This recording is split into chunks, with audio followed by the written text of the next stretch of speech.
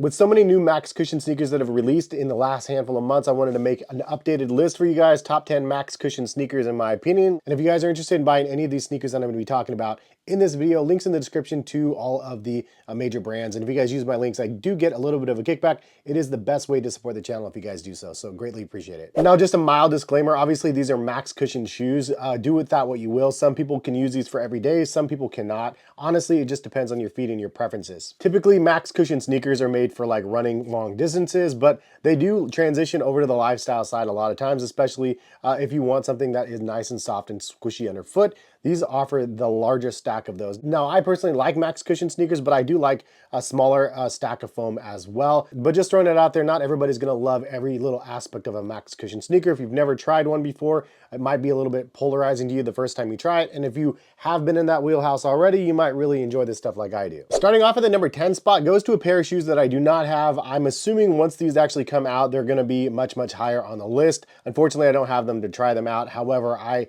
have tried some of the previous versions of this and I could pretty much confidently say this is gonna be a banger. And we're talking about the Brooks Glycerin Max, which retails at $200. So obviously this is gonna be a little bit higher on the spectrum. They come out on October 5th, which I don't know when I'm gonna be releasing this video, but I will be buying a pair of these for sure. In fact, they are available for pre-order right now. In the product details, they say they weigh 10.5 ounces and they consider them the max cushion that they offer with neutral support. Now from the Brooks that I've tried, the DNA Loft V3 is like really, really good stuff. However, the new version on here says it's DNA tuned.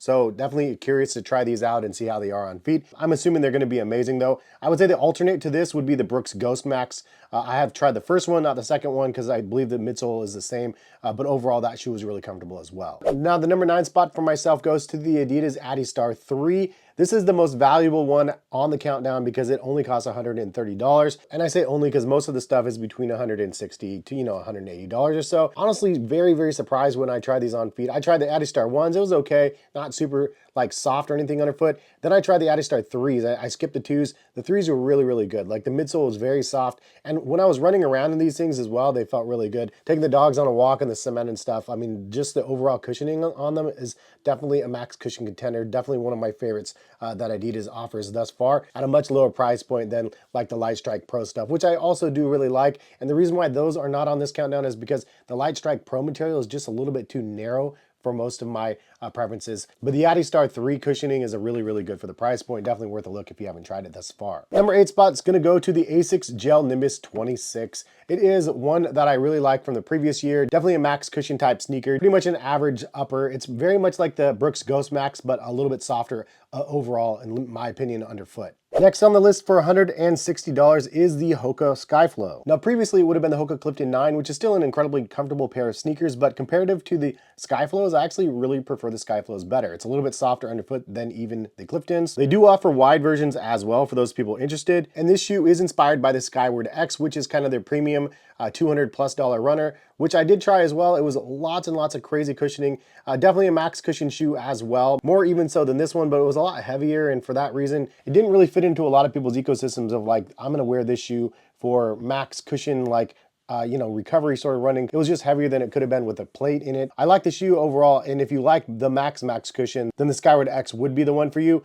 But I would say that the better alternative is a Skyflow, especially at a $160 price point. The midsole is also a supercritical foam EVA, which is the first of its kind. Like the Clifton 9 does not have that. So hopefully we'll have a Clifton 10 with the supercritical foam. That would be pretty awesome to see. But overall, this is my favorite offering. So the number 6 spot on the list, probably a number 1 competitor in the past, but we have the Nike Invincible Run 3. This is an incredibly good shoe. I did not like the 3rd version though versus the 1st and the 2nd. The 3rd version just felt a little bit off to me. I don't know why. I'm excited to see the 4th one whenever that one's going to be coming out, but I would say overall the 3rd version still has a max cushion amount of Zoom X in the midsole, very comfortable. And a lot of people do really, really like this shoe. And if you like the Nike ecosystem, this is gonna be the one that everybody gravitates towards for a big, nice max stack experience. However, if I threw out an alternative out there, I would say the Vomero 17s are very comfortable as well. And then next to that, you'll also have the Nike Pegasus Plus. Both of those are incredibly good. Even the regular Pegasus 41, really good. For this video, I would say the Invincible Run would be the best. But I did also try the AlphaFly 3, and I'll tell you, it's $285. It's very expensive. Crazy amount of cushioning on them as well. And they widen the base base on the back and actually made these possible to wear them casually. However, I would say that they just probably end up getting destroyed fairly fast if you guys use them on a day-to-day basis. But incredibly good on feet, much better feeling on feet in my opinion than the Invincible run. So I just want to throw it out there. It is a good option. It's just very expensive and not really intended for everyday sort of usage like the Invincible run could be used for. Now moving into our top 5, we have the On brand, and it is the Cloud Eclipse or the Cloud Monster 2s. I would say the Eclipse has a larger stack of foam though. It's a massive stack of foam and lots of cushy feel underneath for those people that really like that.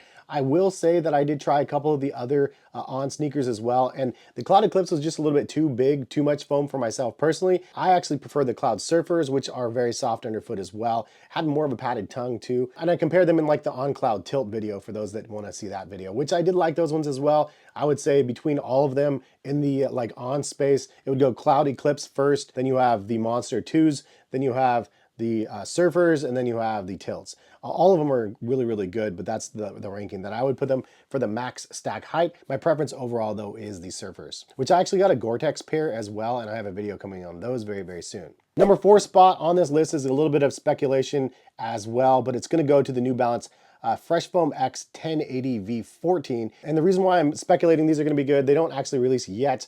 They come out on the 10th of October. But the 13s were incredible. The 14s look like they're a little bit even bigger stack than the 13s.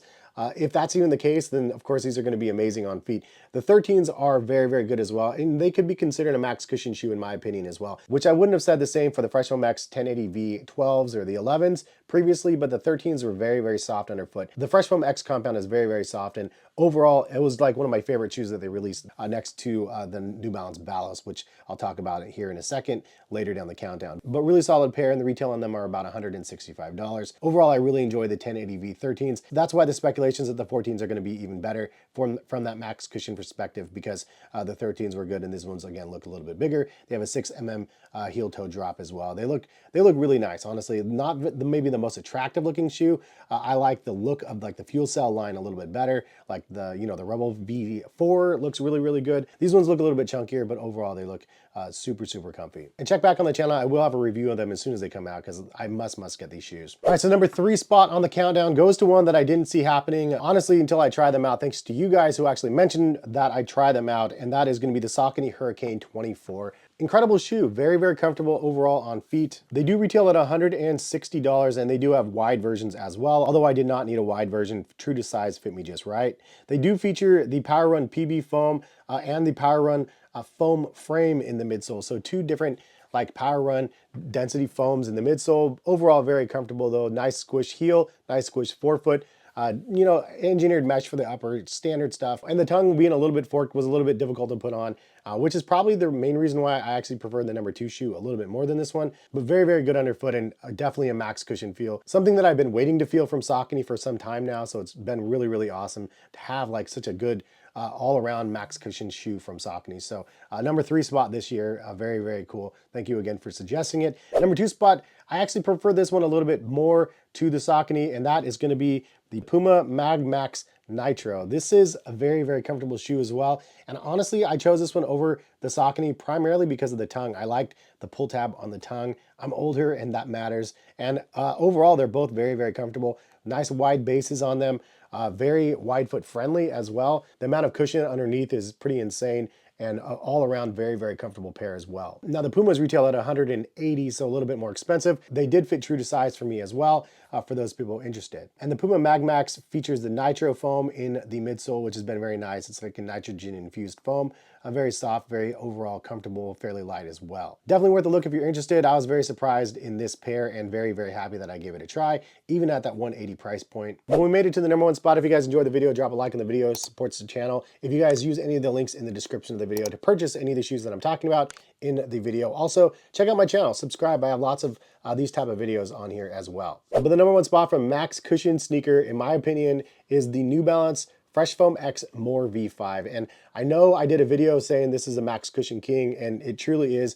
After trying some of the other stuff out there, which has been very, very good, then you try the More V5s and it's still like on feet side by side is okay, yeah, this one is definitely more comfortable. It's a nice wide base It has a really crazy aggressive midsole as well. The price point being $155 as well for a Max cushion shoe. That's the most comfortable one in my opinion. Definitely a bargain deal for that. But the heel and the forefoot is insane. I tried it on next to all of the other shoes in this countdown that I have. And just incredible. Like, it's such a big difference. Even next to the MagMax Nitro, even next to the Saucony Hurricane 24s, next to the Hoka Clifton series or the Skyflows, these things were definitely softer on feet next to the rest. If you're looking for max cushion, the most amount of heel squishy feel that you can have, I feel like this is going to take the cake. There's nothing that's really going to beat it, in my opinion. It is a treat to put on your feet, but it is a crazy amount of foam, to be honest, like an insane stack. So personally, for an alternative for myself, I actually like the 1080 V13s quite a bit from New Balance as well. I can't wait to try the 14s, but my other runner-up that I would absolutely say is amazing